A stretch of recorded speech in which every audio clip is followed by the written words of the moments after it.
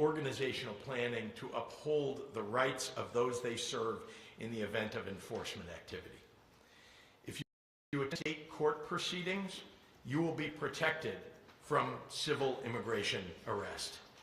The idea that the Trump administration wants to prevent people from attending court, doing their civic duty, and protecting public safety just boggles the mind.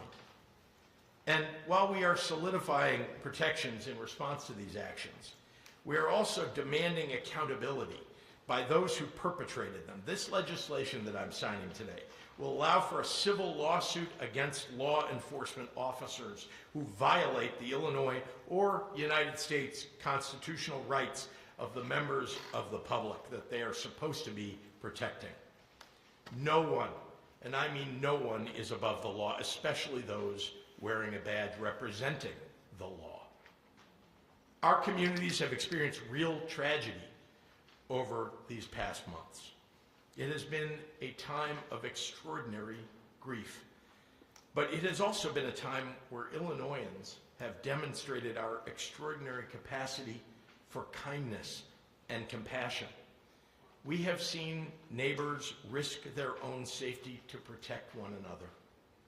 We have watched Illinoisans of all backgrounds march and speak out and volunteer to help. And while I feel a deep sense of shame about the actions of our federal government, I feel great pride in how we in Illinois are responding to it.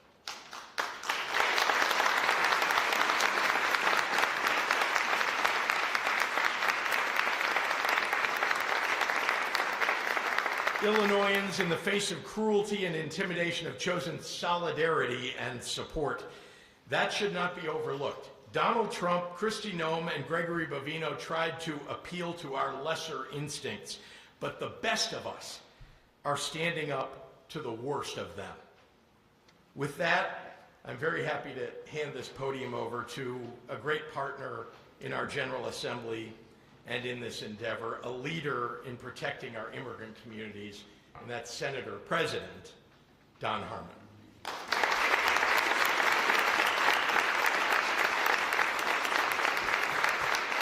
Buenos días. Buenos días. Entiendo español un poquito. Entiendo justicia. Good morning, all. There is no badge, no title, no mask that puts anyone above the Constitution. This law sends the message that if you abuse your authority, there are consequences. Our rights follow us into the courthouse, onto campus, to the hospital, and when taking our kids to daycare. No one gets to take them away. We're providing the victims of this chaotic federal assault a clear legal path to go after their abusers and to hold them accountable. I want to thank Governor Pritzker for your continued support.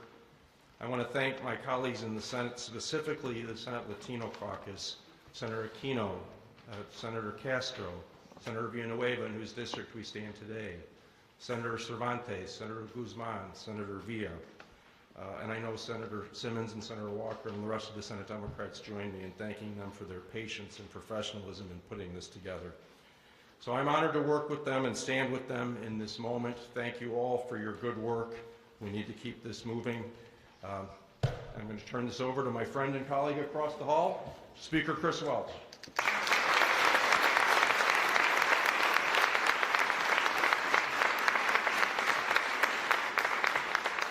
Good morning, everyone.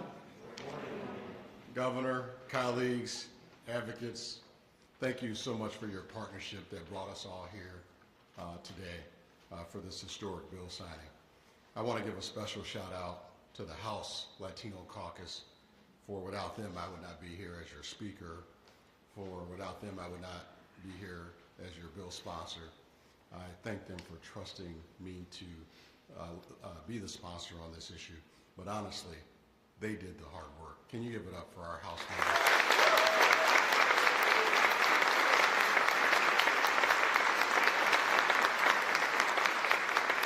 I also want to thank them for teaching me this phrase. Los imigrantes son bienvenidos aquí.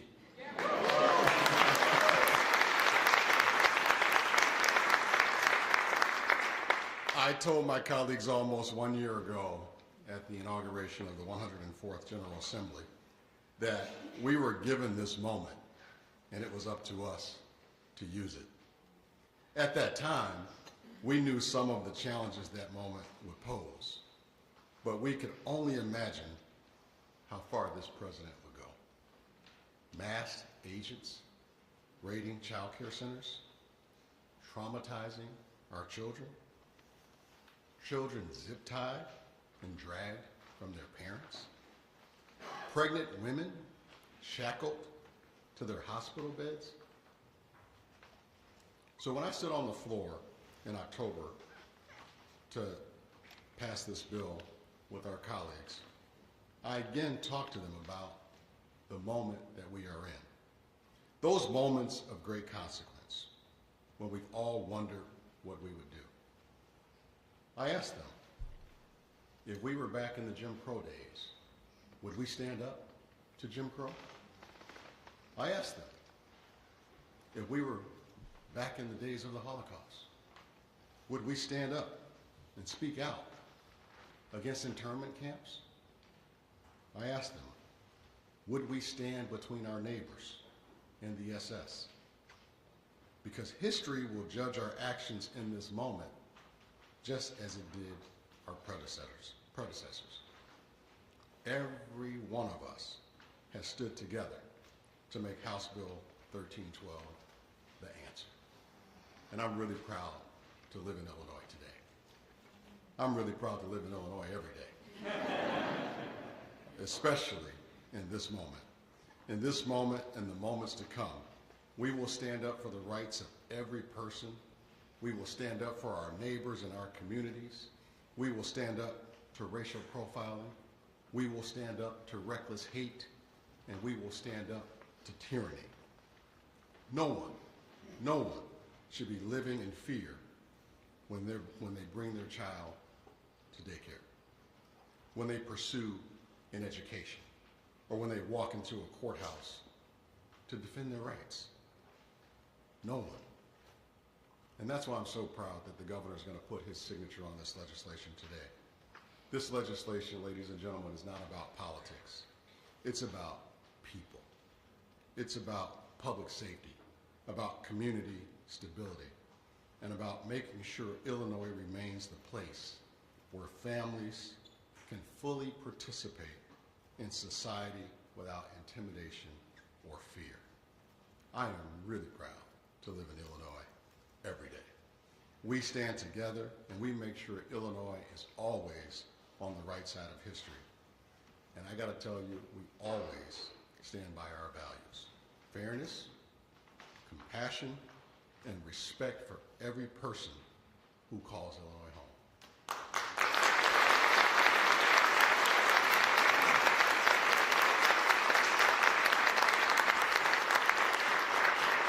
And with that, I am honored to call up to the microphone a man who calls Illinois home with his beautiful wife and family. Please welcome Leader Aquino to the microphone.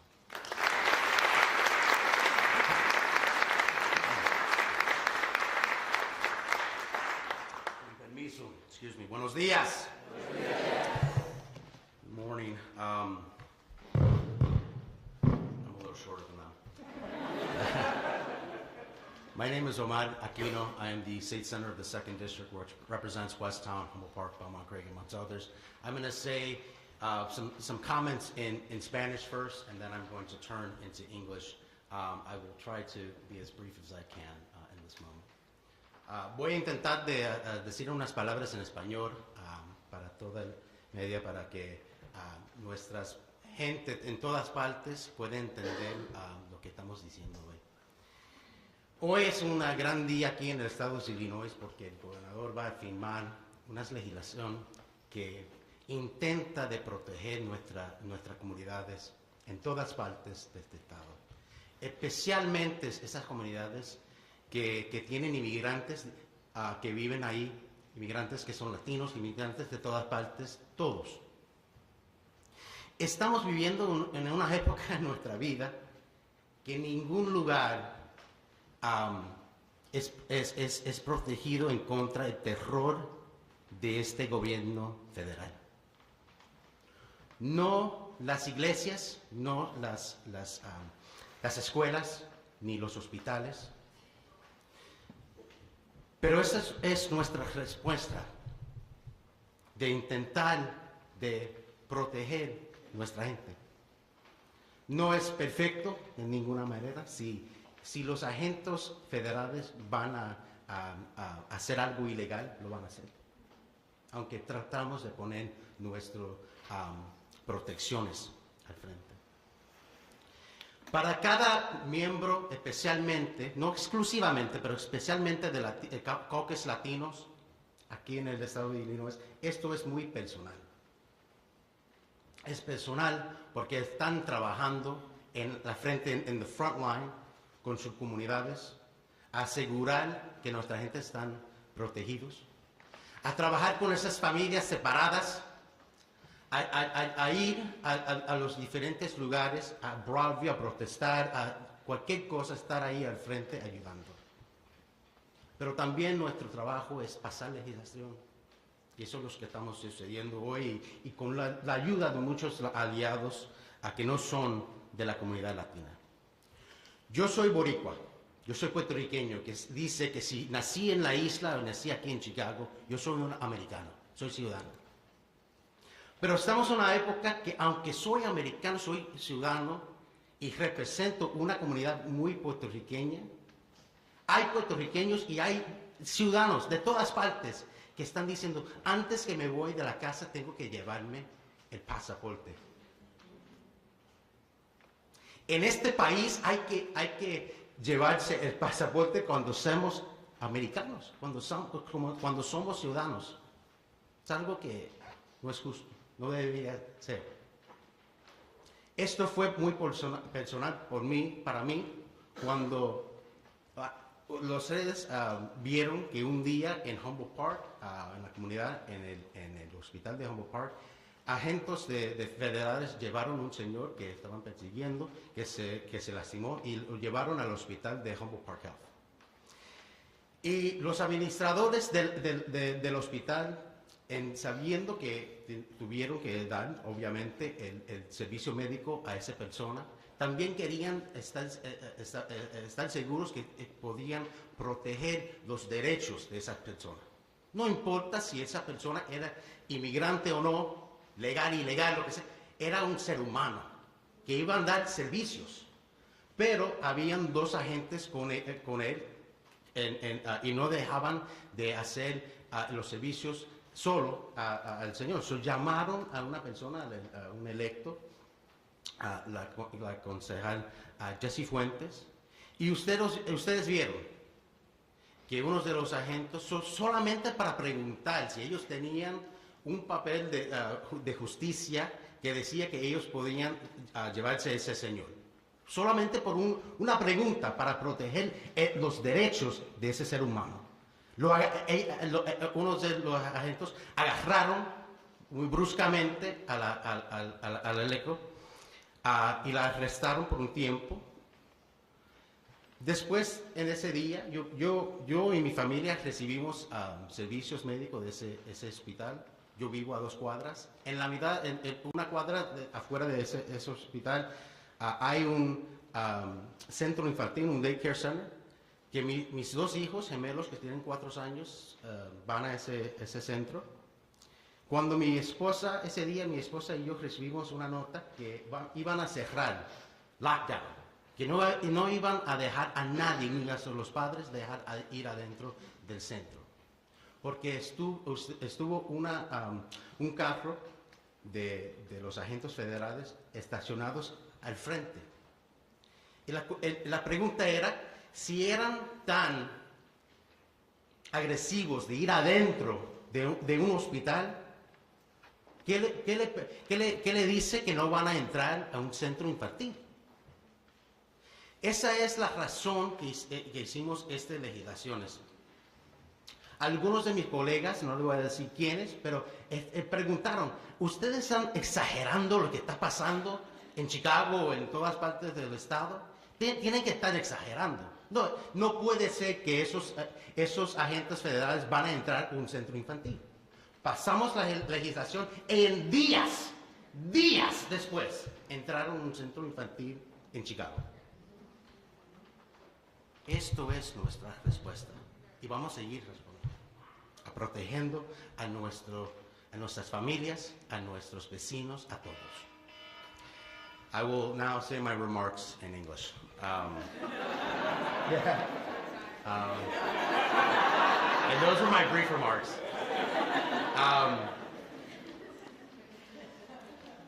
My name is Omar Aquino. I'm the state senator, 2nd District, as I said. And I just wanted to note, I want to thank so many people. I want to first start off with thanking the rapid responders in our communities. You all are the heroes. Thank you so much.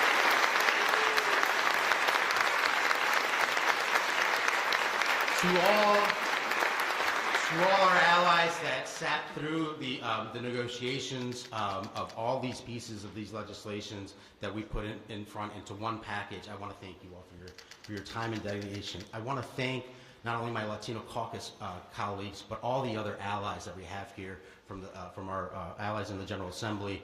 Thank you, too, for your support. I know that this also is happening in your communities as well, and you're standing up. And even if it's not, you all have stood out and supported, so thank you. This is our response to the terrorism that we are seeing happening in our communities, terrorism from our own federal government. You know, I shared the story in Spanish about how what brought me to this work, and particularly more presently and personally, is that you know, I myself am Puerto Rican, which means that if I was born in the island or born in Chicago, which I was, I'm an American citizen. I'm a citizen. My family, I married a Mexican American. Her families are all citizens. My father-in-law is a Mexican immigrant that became a citizen. My mother-in-law was born in New Mexico, and her family's been there when it was originally Mexico, but she is a citizen. My children are citizens. But that doesn't prevent from the feeling of fear and terror that I shared, where people, even so many from my community in Humboldt Park, that are many are Puerto Ricans, that feel that they have to have their passport with them when they leave home to make sure that they can prove their identity as a citizen. But even that doesn't really do much. We are passing a series of one piece of legislation, but with a series of things in it, in our intent to better protect our community members. One of the questions that we were sort of asked, and I won't say from what colleagues and who, but was like, are you all from the Latino caucus exaggerating exactly what's happening? It can't be that bad. Even though they see it on social media, we see it on our news daily of what's happening. And we said, absolutely not. We are not exaggerating. Actually, if you want, we don't want to see any community go through this, but if you want to see it firsthand, feel free to come to our communities and see this yourself. This shouldn't happen anywhere, especially in this country. Now it's moved on, not moved on, it's gone to North Carolina and other places, and it's terrible, but we need to have a response. And so I will end with this. I have a question I want to thank, because this is not only an Illinois response, this is a Democratic response. Every single vote that was taken here was a Democrat that voted for this. So I have a question to my Republican colleagues. What more needs to happen so you can wake up to see what's happening in our communities, that they're terrorizing our communities? Do you need ICE to show up in front of churches? They've done that. Do you need someone to be shot and killed in pursuit? That has happened. Do you need someone to be arrested or detained, not questions if they're an American citizen or not, just because they're asking if they have a judicial lawful order? That's happened already. What more needs to happen? That you will come and support us, to be behind us, and vote on a bill. It is easy to vote no, to do nothing. This is time for everyone to speak up, including those on the other side. Those that say, don't tread on me. The government's treading, my friend. When will you speak? When will you speak up? When they come after you? When mass, unidentified federal agents go to your small town? Go to your churches? Go to your schools, your daycare centers? Is that when? Will it be when it's too late? I hope not. I will now introduce a great fighter in this, Representative Norma Hernandez.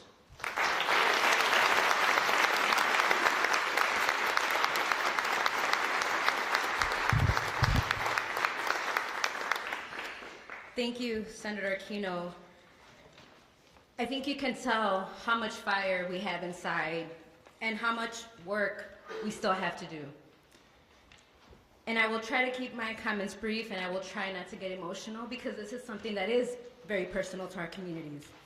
And I do want to thank Governor Pritzker, Speaker Welch, Senate President Harmon, and my colleagues in the state legislature and city of Chicago and all across the state who has been on the right side of history. And to my colleagues of the Illinois Legislative Latino Caucus, a profound thank you to all the organizers and the community leaders who have brought us to this historic moment again and again and again. And I stand before you as State Representative Norma Hernandez of the 77th District, a proud Latina representing my hometown, a daughter of Mexican immigrants, and the House co-chair of the Illinois Legislative Latino Caucus. But above all, I stand here as part of the very families this bill is meant to protect. Today, as the Safety and Action for Liberation Together Act is signed into law, we stand united on behalf of all immigrant communities across the entire state, not just the districts that we represent. And from my very first day in office, I have raised my voice without hesitation on the issues that mattered most. When our neighbors have been living in fear because of the surge of ICE activity in our streets, hesitating whether or not to take their kids to school, walk to the courthouse, and seek medical care, we carried one message with us everywhere, and that is our communities deserve dignity, they deserve safety, and due process, not intimidation, and not terror. And this achievement reflects the leadership of the state of Illinois across the entire United States, and especially the strength of the Illinois Legislative Latino Caucus, because together, as a caucus, we refuse to compromise our family's safety. We insisted that immigrant voices led every negotiation. And to my colleagues who have faced tear gas, have been pushed, witnessed federal agents detain government staff, and watched Bavino in military gear, I am sorry you have endured that trauma at the hands of this shameful federal government. And this is not normal, but it proves something really important. And that is when those closest to the harm lead the work, real change follows. And this moment is also deeply personal for so many families across Illinois. We've seen the harm. We've seen the lives, the families violently torn apart. And we carry the names of those we've lost. The death of Silverio Villegas Gonzalez reminds us why this law matters so deeply. And I mention him again and again and again because his death will not be in vain. Silverio was killed by ICE shortly after dropping off his children at a daycare and school, places that should represent safety and trust for every parent. His death was not an isolated tragedy. It is a painful reminder that without strong protections, everyday life becomes a place of danger. And that is where we are right now. Silverio's memory, along with Diana Santillana Galeano, the daycare teacher Senator Aquino was talking about that was detained inside the classroom in front of her own students, is one of the many reasons we fought so hard for these protections. Este momento es para nuestras comunidades inmigrantes. Hoy les decimos con claridad, ustedes importan. Sus familias merecen vivir sin miedo. Pueden ir a la corte, al hospital, a dejar a sus hijos a la escuela o en la guardería sin temor a ser separados. Illinois es su hogar y este estado seguirá luchando por ustedes. HB 1312 delivers tangible protections in our courthouses, hospitals, schools, and daycares. These are daily safeguards our communities have fought for and earned. And we are profoundly grateful for the advocates, the rapid responders, especially organizations like ICER, SSIP, TRP, and many, many more. And this includes all the grassroots organizations and community leaders who have turned pain into progress and kept pushing when the path was hard. And to our colleagues across the General Assembly who supported this legislation, hosted Know Your Rights and rapid response workshops, thank you for standing with us and our families and choosing humanity over hate. And to our immigrant communities, this law is for you, and our work is far from over, but we will continue fighting every single day for our families so they can live in Illinois with full dignity and without fear. We are, and we will always remain staunchly pro-immigrant. And now I'd like to introduce Executive Director of ICER, Lawrence Benito.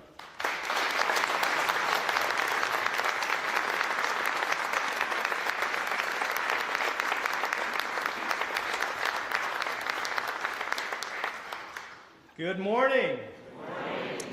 I'm proud to serve as the Executive Director of the Illinois Coalition for Immigrant and Refugee Rights.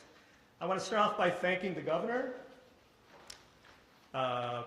President Harmon, Speaker Welch, members of the General Assembly, allied organizations, and of course, our community members for your work to make HB 1312 the law of the land in Illinois. This entire year, we've seen that everyday people can take extraordinary leadership to protect our neighbors. From rapid response teams and community organizations, to neighbors and family members looking out for one another, we have shown that Illinoisans lead with our values and refuse to let Trump's authoritarian tactics tear our communities apart. The same grassroots leaders that have taken daily action on the community level also organized to win the pillars of ICR's Safety and Action for Liberation Together, or SALT platform, this fall. And we know from our years of organizing for a welcoming Illinois that everyone has a role to play, and that includes elected officials. As the grassroots movement against the Trump regime's violence grows across the country, we saw many out-of-state legislators, mayors, and governors capitulate to Trump, or even offer to work hand in hand with unaccountable agencies that only exist to harm citizens and non-citizens alike. Not so here in Illinois, where we set the tone for how lawmakers must respond. Governor Pritzker, Speaker Welch, President Harmon, and leaders within the General Assembly, including the Latina, Asian, Black, and Progressive caucuses, listened to the People Power movement, and today are successfully building on Illinois' long history of welcoming policies. Of course, there's still work to be done. The violent attacks on immigrants in all communities are going on still today. And agencies like ICE have harmed our families since long before even the first Trump administration. We look forward to building on this landmark victory in the next year and continue striving towards justice so all Illinois remains a place where all families can thrive, where we look out for all our neighbors, and we remain a welcoming state for all people. Thank you.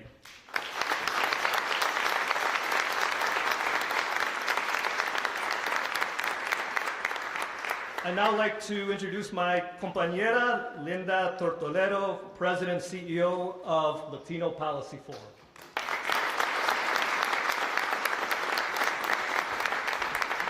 Buenos dias, good morning.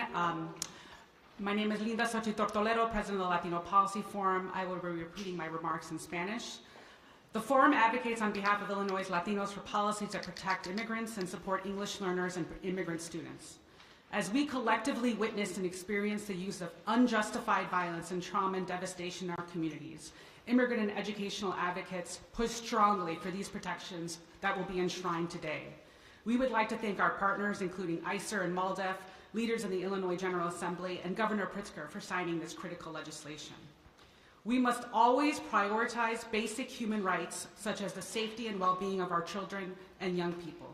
I am proud that in Illinois, we are committed to fulfilling that obligation to every child and young person, despite theirs or their family's immigrant status.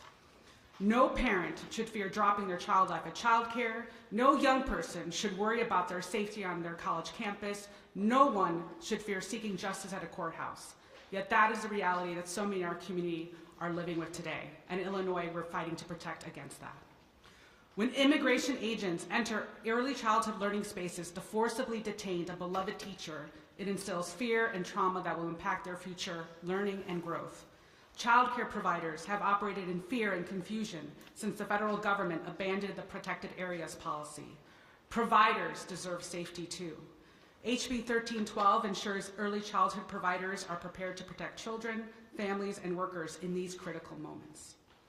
Undocumented university students and students from mixed status families already navigate significant barriers to higher education. When immigration enforcement creates fear on campus, it doesn't just impact undocumented students, it disrupts entire learning communities. HB 1312 gives public colleges and universities the guidance they need to safeguard students' constitutional rights, privacy, and physical safety.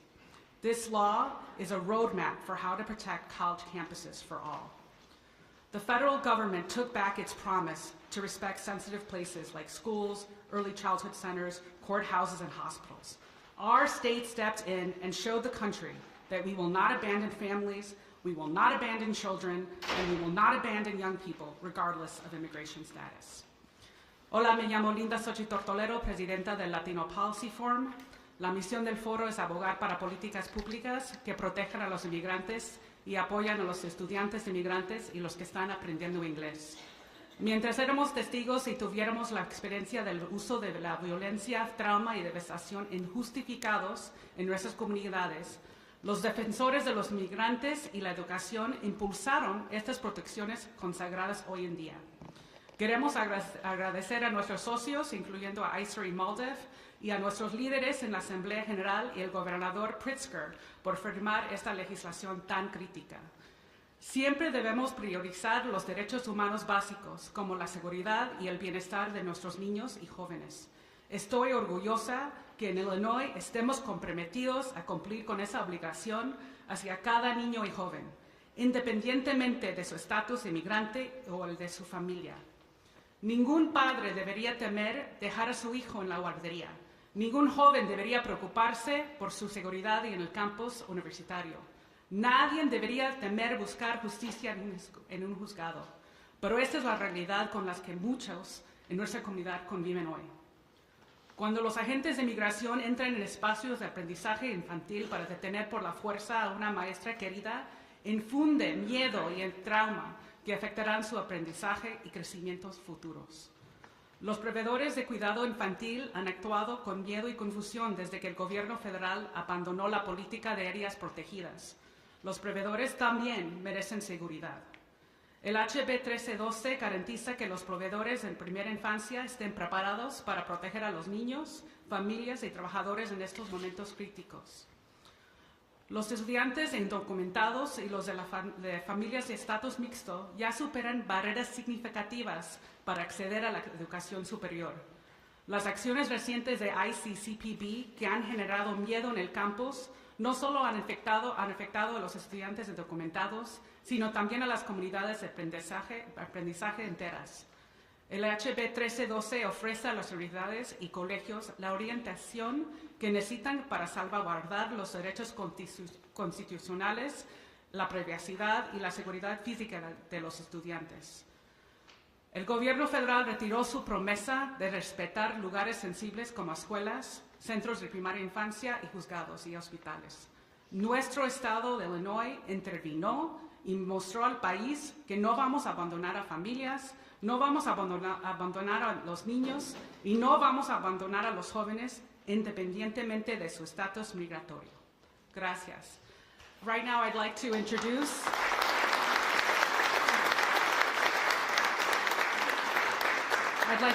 a great colleague and great champion, Elizabeth Cervantes from South Suburban Immigrant Project.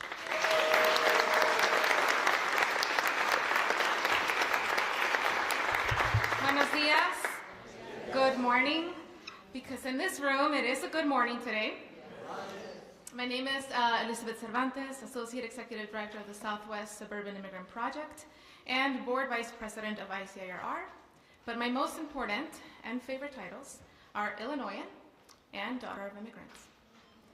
We are gathered here in Chicago today, the pulsing heart of the state.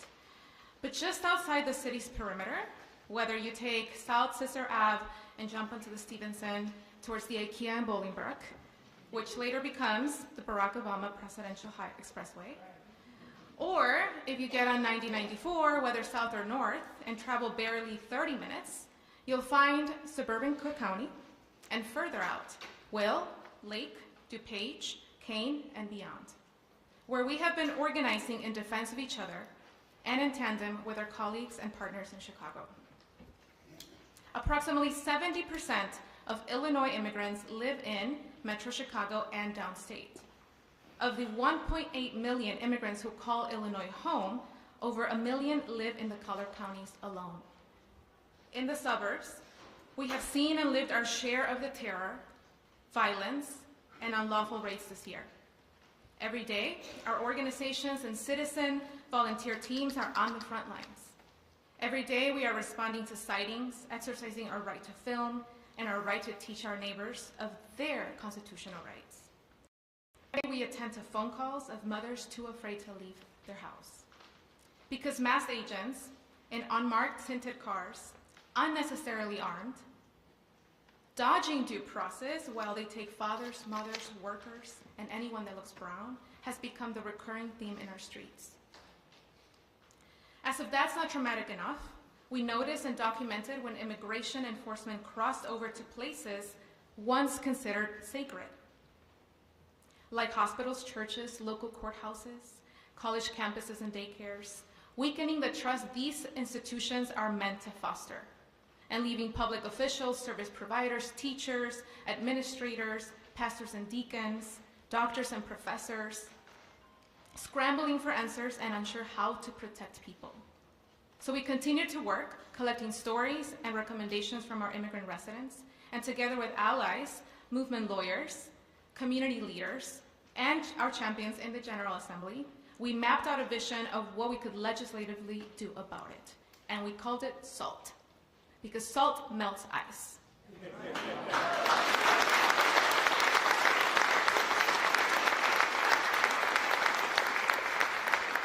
Through the SALT Omnibus Bill, we want real protections and accountability for everyone in Illinois. I must especially highlight the healthcare sanctity and privacy component of this bill, which was born out of a story in my own community.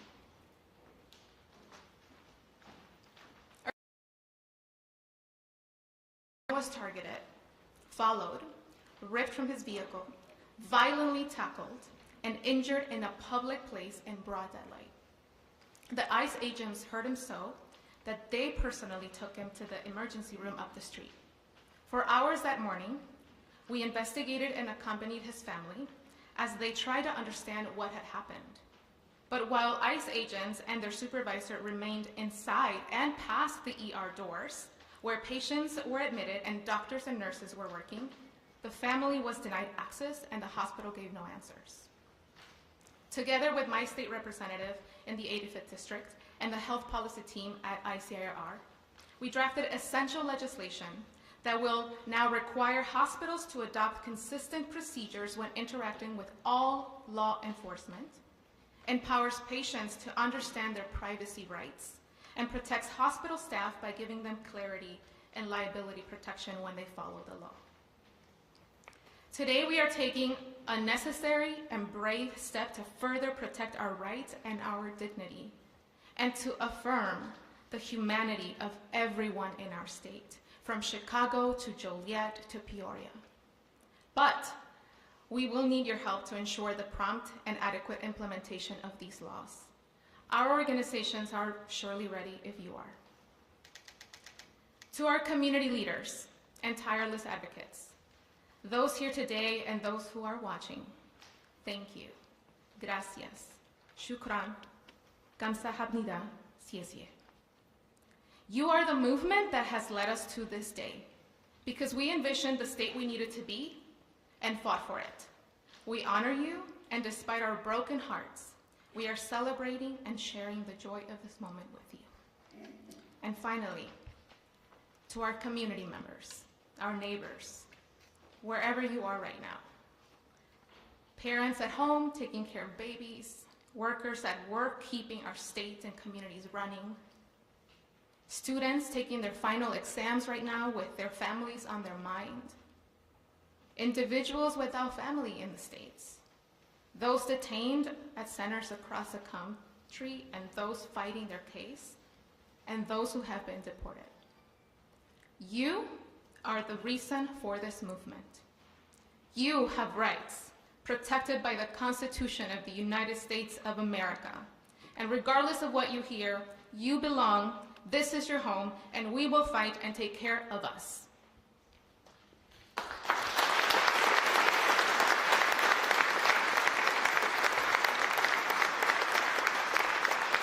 And with that, I'd like to invite the governor to sign our bill.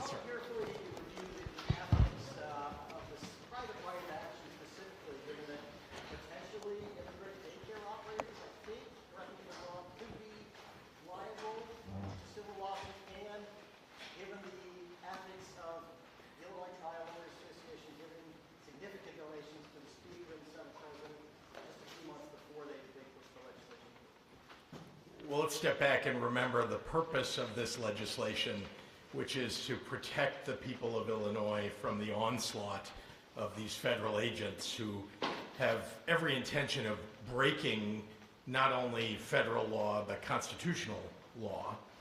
And the effort here was to put something together that would stand as a bulwark against that. Many attorneys looked at the language of this legislation. There are many pieces of it, as you know, and it was designed to be brought together into one piece of legislation and led by the two leaders of each side of the General Assembly. So we believe that it's in good shape. We believe that it's all been done. I know that it's all been done with good intentions, and it will, in fact, help us to protect people. So that was the purpose. That is what we are effectuating today. Sarah. Daycare operators be exposed. Sorry. Could immigrant daycare operators potentially be liable for lawsuits? I mean, I'm sure that there are people who don't like this law who will try to stand up against the law. I can't speak to the particular provision that you're talking about, but just that whenever you enact something that is tough, that is about protecting people, there are going to be people out there who attack it. And, you know, no doubt they have the ability to go to court about it, but I believe this is not just a good law, but a great law. Sarah. Just to follow up on that, can you explain a little bit more about the organizational planning that daycare centers and churches have to do? I mean, exactly what do they have to do? Do they submit more paperwork to the state? And does this apply to every single church and daycare center in the state? The job is to make sure that they have a plan. That's really the importance of the provisions that provide that, requiring those organizations to have a plan. Most don't, and no one ever thought we would need to have plans like this. So that's the purpose of the provision. Governor, Yep, Mitch. Indiana Republicans are leaning towards redistricting. Is that those conversations restarting with you in the next several years? Is that something for Illinois legislators? Well, we'll see what they decide to do. I will point out that members of the Indiana legislature are being threatened. Their lives are being threatened. And it's being egged on by the President of the United States. Imagine if this were you. Imagine, I don't think people behind me who are in the legislature have to imagine they too have been threatened. And so that's what's going on in Indiana right now. We'll see what happens in the end. I know that there are a number of good and loyal and patriotic Americans that are Republicans, part of that legislature, who have been outspoken in opposition to what the president is trying to do. Remember, he's trying to cheat. He's been doing this all over the country, trying to cheat. I think that our Midwestern values should dictate that we stand up against it, and I believe that the Indiana Senate will do so, but we'll have to see, and certainly the Illinois legislature stands ready to respond if necessary. But I will be clear to the folks in Indiana that we won't stand idly by. Now, we'll see whether we need to take action or not, but we won't stand idly by, and we will, in fact, stand up for the rights of the people, not just of the state of Illinois, but for the nation. Olivia. Yeah, Olivia. I mean, how would that look at this point in the election cycle if Illinois responds in kind to the redistricting process? Complex. Governor, one question about the Federal Transportation Authority and the letter to the CTA. Can you talk about your thoughts on that? Sure.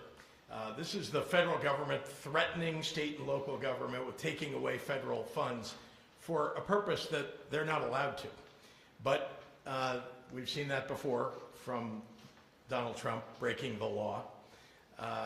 And let me just say that you all saw that the legislature took monumental and very important action to protect our transit system and indeed the security of the people in the transit system. That's part of the legislation that was just passed in the veto session. So there's no reason why the President of the United States or the Department of Transportation should be sending a threatening letter to the state when they know full well, if they read anything and read the newspapers, they would know that action has been taken, is being taken.